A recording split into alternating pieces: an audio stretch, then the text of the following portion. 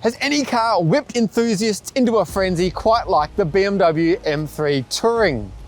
Ever since the first teaser pics appeared online, the internet went berserk, and now, at long last, it's finally here. So is it any good? Or does family friendliness sour the M3 recipe? Stay tuned. Before we get into that, please like the video, subscribe to the Car Sales channel, and give us your thoughts on the M3 Touring in the comments below.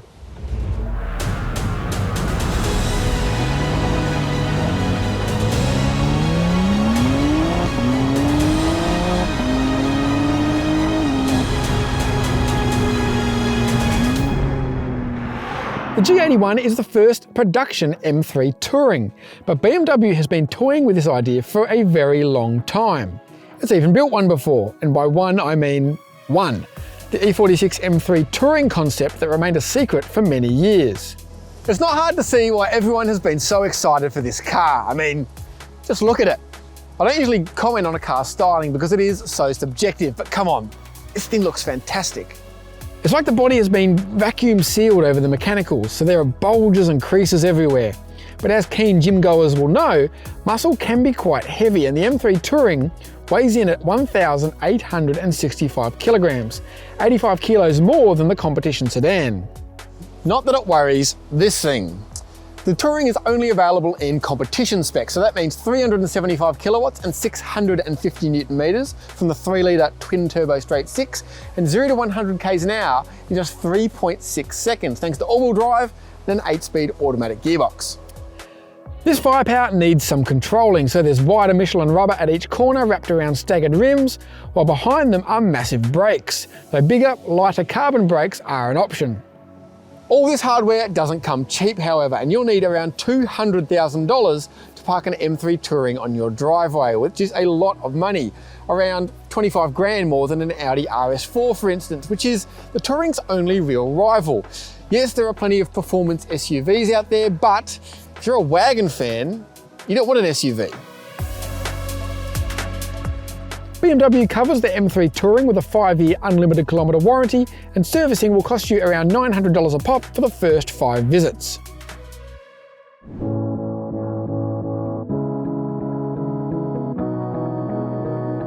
Here on the inside, BMW has thrown the kitchen sink at this thing with impressive attention to detail that really makes it feel like quite a special car. There's carbon everywhere, even inlaid here on the steering wheel. We've got the contrasting stitching in the M colours.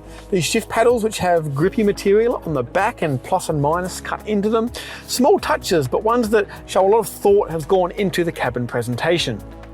It's also loaded with equipment like heated M Sport seats, triple zone climate control, merino leather upholstery, head-up display, Harman Kardon stereo and more.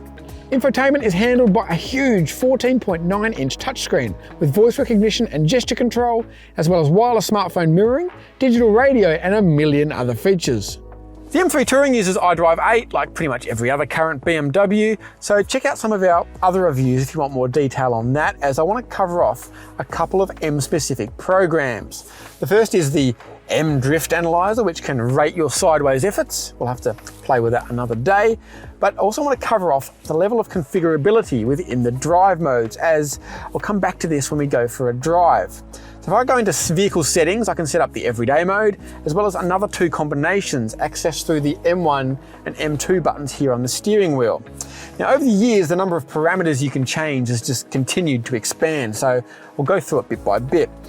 Now, engine, chassis, steering all have multiple modes, which is pretty standard. There are 6 settings for the transmission now, basically 3 different shift speeds for manual and auto. But a new thing, now the brakes are electronically activated, you can select from sport or comfort brake feel. Again, now the M3 is all-wheel drive. If you go through the DSC settings, 3 modes, on, M mode or off. If you select off, you can then select from 4-wheel drive sport or 2-wheel drive.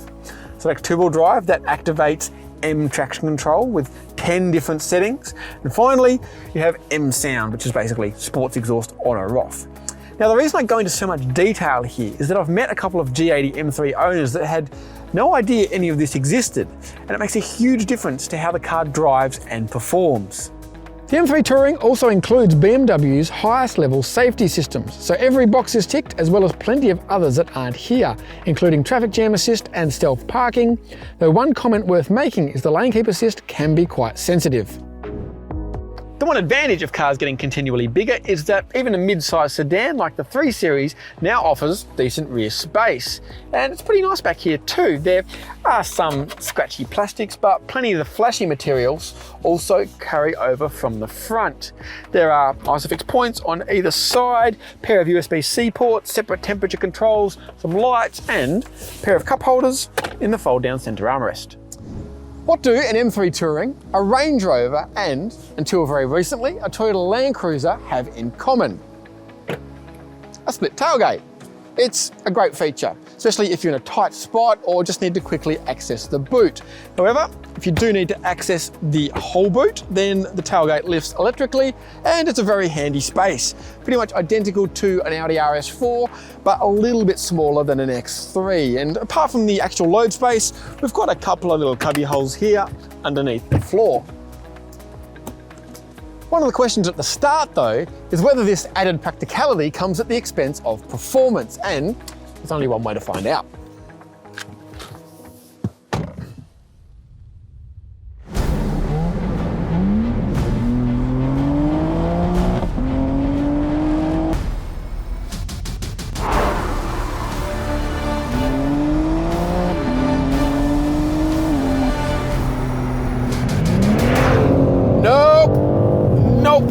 This thing is absurd.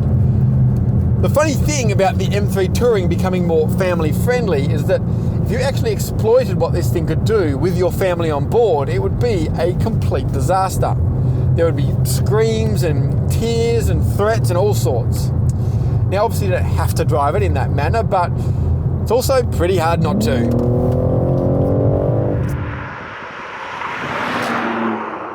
I've been thinking a lot about this car and why an M3 Touring hasn't existed until now. I think it would have been pretty cool in any generation, but this feels like the right time.